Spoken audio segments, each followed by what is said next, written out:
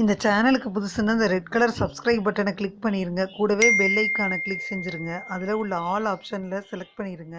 சரி வாங்க இப்போ வீடியோக்குள்ளே போகலாம். ஹாய் ஃப்ரெண்ட்ஸ், நான் உங்கள் கிசான் ஜென்ரல். இன்றைக்கி இந்த பதிவில் மார்கழி மாதம் வரப்போகுது. சூரிய பகவான் தனுசு ராசியில் சஞ்சரிக்க போகிறாரு. இந்த காலத்தை தான் மார்கழி மாதம்னு அழைக்கிறோம். ஏற்கனவே பார்த்திங்கன்னா புதன் சுக்கிரன் தனுசு ராசியில் சஞ்சரிக்கக்கூடிய நிலையில் சூரிய பகவானும் தனுசு ராசியில் பயிற்சியாகி 3 கிரகங்களின் சேர்க்கை நிகழ இருக்குது. இந்த கிரக அமைப்பு பார்த்திங்கன்னா சில ராசிகளுக்கு மோசமான பலனை தரக்கூடியதாகவும் சில ராசிகளுக்கு நல்ல பலனை தரக்கூடியதாகவும் இருக்குது. இந்த மார்கழி மாத பலனை வச்சு பார்த்தா சூரிய பயிற்சியில் தமிழ் மாதமாக கடைபிடிக்கப்படும் தமிழர்கள் இறைவனுக்காகவும் இறை வழிபாடு செய்வதற்காகவும் நம்ம நேரத்தை ஒதுக்குறோம் இல்லையா? அப்போ இந்த மார்கழி மாதம் பார்த்திங்கன்னா மேலோகத்தில் பார்த்திங்கன்னா அதிகாலையிலேயே அவங்களுக்கு புண்ணிய காலம் தொடங்கிடுது. அதனால தான் கோயில்கள்லாம் ஏர்லியாகவே கோயில் திறக்கிறாங்க. இந்த மார்கழி மாதம் சூரியன் தனுசு ராசியில் சஞ்சரிப்பதை குறிப்பிடுது. சூரிய பகவான் டிசம்பர் 16ஆம் தேதி முதல் ஜனவரி 14ஆம் தேதி வரை தனுசு ராசியில் சஞ்சரிக்க போகிறாரு. இந்த மார்கழி மாதத்தில் எந்தெந்த ராசிக்காரவங்க கவனமாக இருக்கணும், எந்தெந்த ராசிக்காரவங்களுக்கு அதிர்ஷ்டம் அப்படின்னு எல்லாத்தையும் பார்த்துட்டே வந்துடுவோம்.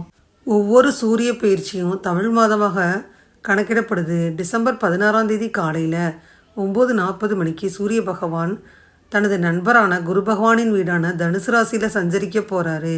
இந்த மார்கழி மாதத்தில் குடும்பம் மற்றும் உத்தியோகம், தொழில் ரீதியாக எந்த ராசிக்கெல்லாம் வெற்றியும் சாதக பலன் கிடைக்கும்ன்றதை இந்த பதிவில் நம்ம பார்த்துட்டே வந்துடலாம்.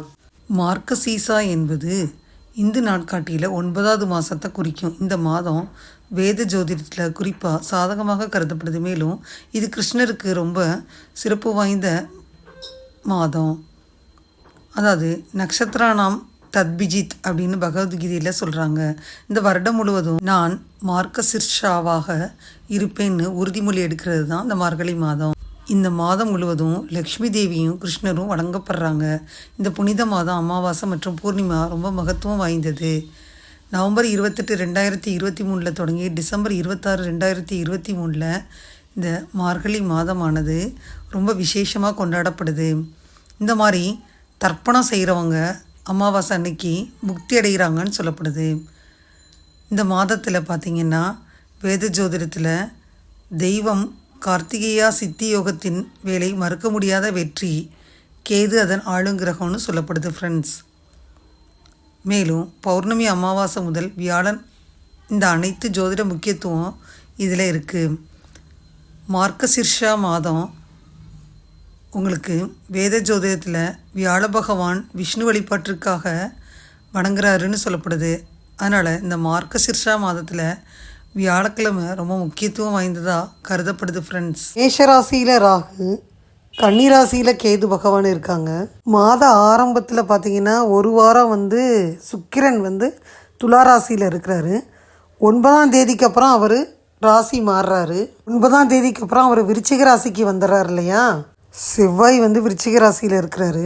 இந்த மாதம் 11ஆம் தேதி அவர் தனுசு ராசிக்கு போயிடுறாரு. புத பகவானும் இந்த மாத ஆரம்பத்தில் துலாம் ராசியில் தான் இருக்கிறாரு. 12ஆம் தேதி அவர் விருச்சிக ராசிக்கு போயிடுவார். அது மட்டும் இல்லாமல் 15ஆம் தேதி குரு பகவான் வக்ர நிவர்த்தி வேற ஆறாரு. அடுத்த 2 நாள்லேயே 17ஆம் தேதி புத பகவான் வக்ர நிவர்த்தி ஆறாரு. புத பகவானும் இந்த மாதம் 22ஆம் தேதி தனுசு ராசிக்குள்ளே நுழைய போகிறாரு. புத பகவான் பார்த்தீங்கன்னா துலாம், தனுசு மற்றும் விருச்சிக ராசிக்குள்ளே போகிறாரு. செவ்வாய் பகவான் 2 ராசியிலையும் சுக்கிர பகவான் 2 ராசியிலையும் சஞ்சாரம் செய்கிறாங்க. 15ஆம் தேதி பார்த்தீங்கன்னா குரு பகவான் வக்ர நிவர்த்தி ஆறாரு. இதெல்லாம் வச்சு பார்த்துட்டு தான் நம்ம சொல்ல முடியும். கடகராசி அன்பர்களை எடுத்துக்கிட்டா கடகராசி அன்பர்களுக்கு பார்த்தீங்கன்னா சூரிய பகவான் செவ்வாயுடன் இணைஞ்சு 6ஆம் வீட்டில் பயணம் செய்ய போகிறாரு. சூரியனுடன் சில நாட்கள் புதனும் இணைய போகுது. இந்த வக்ர நிலை பயணம் செய்கிறதுனால பேசும் வார்த்தைகளில் எச்சரிக்கையுடனும் கவனத்துடனும் இருக்கணும். குடும்பத்தில் சண்டை சச்சரவெல்லாம் உண்டாகுது. உயர்கல்வியில் மேன்மையெல்லாம் உண்டாகுது. நீண்ட நாட்களாக வெளியில் ஏதும் பாக்கி வச்சுருந்தீங்கன்னா அந்த பணமெல்லாம் வசூலாகும். கலைகளில் ஆர்வம் அதிகரிக்கும். சுக்கிரனின் 4ஆம் இடத்துல இருக்கிறனால வீட்டுக்கு தேவையான ஆடம்பர பொருட்களை வாங்குவீங்க. திங்கட்கிழமைகளில் சில ஆலயங்களில் போய் வழிபட கண்டிப்பாக நன்மைகள் நடைபெறும். கடகராசி அன்பர்களை எடுத்துக்கிட்டால் இந்த மார்கழி மாதத்தில் உங்களுடைய திறமைகள் எல்லாம் பளிச்சிட போகுது. மேலும் நிதி வாழ்க்கை மற்றும் ஆரோக்கியத்தில் ஏற்றத்தாழ்வுகள் இருக்கும். தொழிலை பொறுத்தவரை இந்த மார்கழி மாதத்தில் சந்திரன் ராசியிலிருந்து 10வது வீட்டில் குரு பயிற்சி ஆறாரு. டிசம்பர் மாதத்தில் 21ஆம் ஆறனால இந்த மாதத்தில் உங்கள் தொழிலில் பல சவால்கள் இருக்கும். நீங்கள் வேலையை மாற்ற வேண்டிய கட்டாயத்தில் இருக்கலாம் அல்லது நல்ல வாய்ப்புகள் தேட தொடங்குவீங்க. இன்னொரு புறம் 7வது வீட்டின் அதிபதி சனி பகவான் 8வது வீட்டில் இருக்கிறாரு. இது உங்களுக்கு வேலை அழுத்தத்தை அதிகரிக்கும்.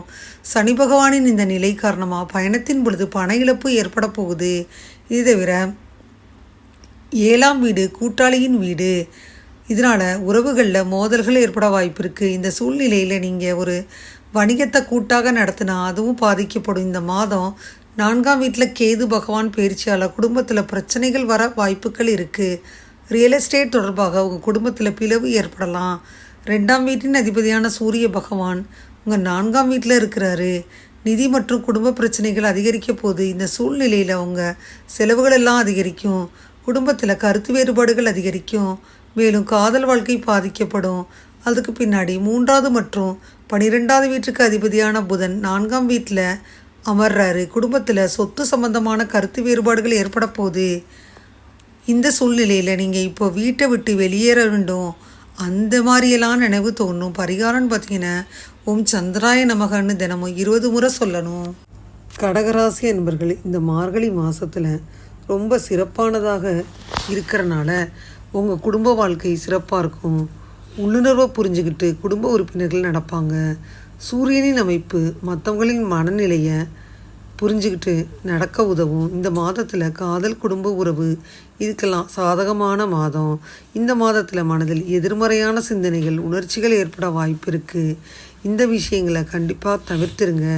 நேர்மறை சிந்தனையுடன் செயல்படுவது ரொம்ப அவசியம். உங்கள்கிட்ட நண்பர் கூட்டங்கள் இருந்தால் மகிழ்ச்சியான நேரத்தை செலவிட நல்ல வாய்ப்பு இந்த மாதத்தில் உங்களுக்கு கிடைக்கும். சூரியனின் சஞ்சாரமானது குடும்பத்தில் மகிழ்ச்சியையும் உறவையும் பலப்படுத்தும். அந்த வாய்ப்பெல்லாம் கிடைக்கும். குழந்தைகள் மீது கூடுதல் கவனம் செலுத்த வேண்டிய மாதம். இந்த மாதத்தில் உணவு விஷயத்தில் கொஞ்சம் கூடுதலாக நீங்கள் கவனம் செலுத்தணும். காரமான உணர்வுகளை நீங்கள் தடுத்துருங்க.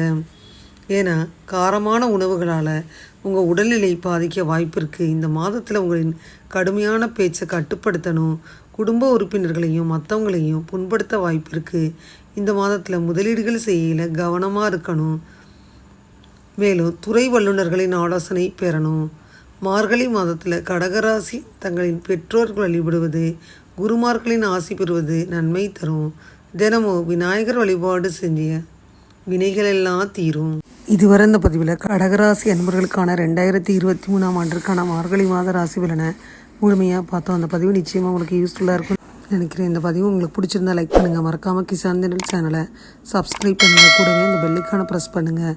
அப்போ தானே வீடியோ போட்ட உடனே உங்களுக்கு நோட்டிஃபிகேஷன் வரும். தேங்க்யூ ஃபார் வாட்சிங். Thank you friends. பாய். அடுத்த வீடியோவில் பார்ப்போம்.